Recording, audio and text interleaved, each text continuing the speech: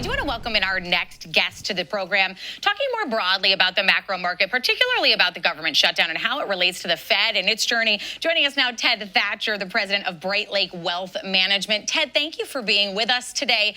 I'd love to just start with your broad takeaways on market performance as we're now in the sixth day of the government shutdown. Yes, Marley, it's great to be with you. It's really interesting. This year has been a very volatile year, but ultimately positive, of course. And looking at how the markets performed rounding the corner at the end of last week and obviously to start the day off today, more or less, it feels like the markets are kind of shrugging off, concerns and the potential woes of the government shutdown. I think ultimately showing us the market doesn't really believe it's going to be long term. And so I think that that's a hopeful sign. Obviously, we're thinking about Q4 here going forward. And with the change in fiscal policy from Jerome Powell, I think that that's really overshadowing some of those more negative economic data points that we have been seeing lately. And when you say the change in fiscal policy, do you mean that he's hinted at moving away from this wait and see approach that we've seen from him in the past? Absolutely. I think a lot of us anticipated the Fed to lower rates at their last meeting, but I don't know if I anticipated at all that Jerome Powell would take away his wait and see cards close to the chest approach that he has had. He really shifted, I would say, in a 180 sense. He put them out on the table, his cards, and said, you know what, we are looking at an additional two rate cuts before the end of the year. And, the markets love that. We see that tailwind driving, equities higher ultimately. And so, obviously the proof is in the pudding. We'll see what the Fed does come the end of October here. But, I don't know how many times I cited, don't fight the Fed when they had continued to raise interest rates in 2022. I think that phrase comes back to mind here. If they're shifting gears, don't fight the Fed here. That is an unbelievably powerful hand on the economic, scales, as it were.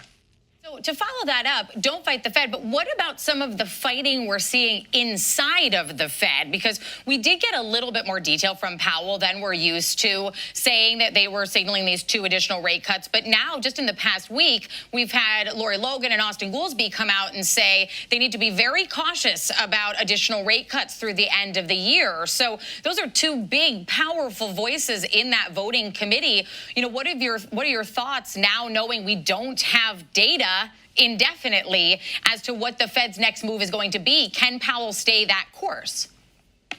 It's a great question. And ultimately, I think it comes down to the underlying economic vital signs that each of the Fed members are trying to weigh out individually. So, of course, we've seen that inflation tick back up. It's now sitting at 2.9%. We'll see what it comes in here as for September next week. But, that is not a good sign for the Fed. They're trying to balance that out. Jerome Powell, of course, hinted that he's more concerned about the labor market. On the other hand, we saw about a week and a half ago, those retail sales numbers came out, and they more than beat expectations. They were double what was expected. And so these Fed numbers are saying, okay, well, if the consumer is spending, if inflation is up, hold on, we got to make sure we pump the brakes here a little bit. And then on the other side of that coin, what's going on with the labor market? And so we can actually look under the hood of those numbers, and I think it does tell us a pretty interesting story. If you just take the retail sales numbers for a moment, they beat expectations, very much. But when you do look under the hood, you see that that was driven by essentially the top 10% of earners. Essentially 50% almost of spending is happening by those top 10% of earners in the United States. Now, on the other hand, that underlying labor market data, the unemployment rate ticking up to 4.3%. Interestingly, those entering the workforce have an unemployment rate of 10.5%. That's ages 16 to 24. And so if we're trying to make sure the economy is working for all Americans, we are, trying to give some relief. I think that's what Jerome Powell is saying, ultimately by lowering those rates. So you just mentioned a lot of potential red and yellow flags for the economy there. What do you see as the biggest threat overall? I do think that when you think about the change in fiscal policy, obviously potentially here, it potentially highlights a larger discrepancy between what could be happening on Wall Street, if lowering rates continues to push equities higher, and of course what's happening on Main Street. is the economy working for younger Americans? We've cited this huge narrative around, access to the housing market, inflation being, so difficult for young Americans who are early on in their career. They haven't hit their peak earning years. And then, of course, like I just mentioned, the unemployment rate affecting them disproportionately. And so ultimately, I think it is those things. At the end of the day, the economy is driven by consumers. And so if I had to highlight what my biggest concern is, it is those specific data points that affect the consumer. All right, and then outside of the consumer, let's move into markets here. The markets are seemingly being driven by this AI trade and the Mag 7 or even the Mag 7 Plus, depending on how you want to make that argument. What's your outlook moving forward for performance? Knowing 4 of the 7 are outperforming the markets so far this year, but really they are the major catalyst behind every move we've seen recently and this rally.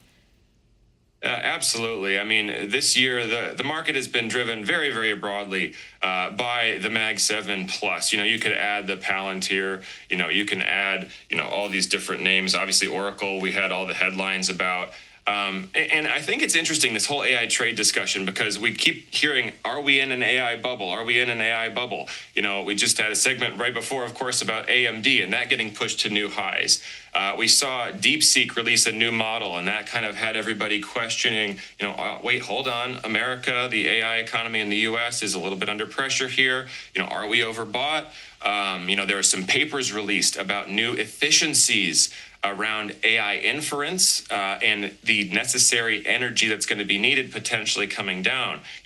Essentially questioning, is all this investment in AI infrastructure potentially going to be unnecessary here in a couple of years? I think that what my focus ends up being on is, hey, look, we're talking about a couple papers here in a very, very competitive market. We're not seeing products released on those points. Maybe if we see really ultra efficient products released, we could have that discussion. I very much think there's room to run on this trade. The efficiency within the Mag 7 is so focused around AI. Google, up until about a month and a half ago itself, was trading at a price to earnings ratio below 20, and it's still trading below the broader S&P 500, which I think sits at around 28, 29 right now. Google being, I want to say, around 24, 25. Well, Ted, we appreciate you being with us for that broad conversation about the shutdown, the Fed, and how it's affecting the economy, the markets on the whole. That's Ted Thatcher, the president of Bright Lake Wealth Management.